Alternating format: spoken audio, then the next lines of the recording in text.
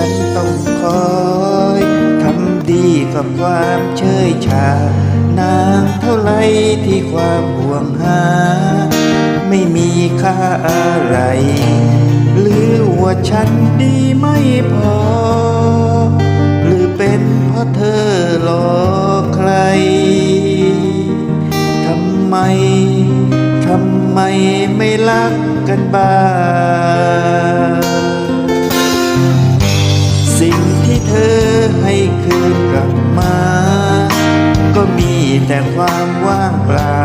อยู่ใกล้เธอทุกทีก็เหงาใกล้กันเหมือนยิ่งห่างและสุดท้ายคือต้องยอมบอกใจให้ยอมปล่อยวางเพราะฉันเหนื่อยแล้วกับการทุ่มเทเมื่อใจเธอเหมือนดังทะเลความรักฉันเหมือนกับฝนทำดีสักกี่หนก็เหมือนฝนตกในทะเล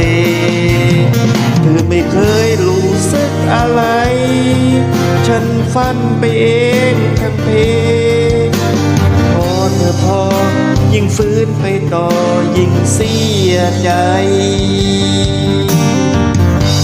คนไม่รักก็คือไม่รักไม่เคยเปลี่ยนมารักกันรอเฝ้ารอยิ่งรอยิ่งนานฉันมันก็ไม่ไหวคนที่รักเธอข้างเดียวรู้ไหมว่ามันเหนื่อยใจหนักเกินที่ได้แต่คอยทุ่มเทเมื่อใจเธอเหมือนดังทะเลความรักฉันเหมือนกับฝนทำดีสักกี่หนก็เหมือนฝนตกในทะเลเธอไม่เคยรู้สึกอะไรฉันฝันไปเองทั้งเพ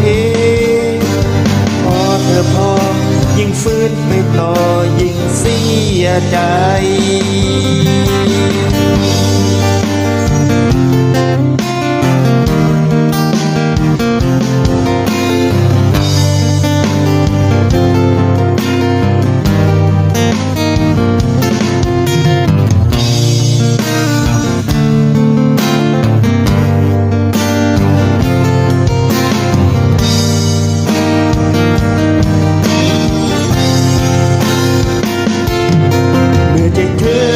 ดังทะเลความรักฉันเหมือนกับฝนทำดีสักกี่หนก็เหมือนฝนตกในทะเลเธอไม่เคยรู้สึกอะไร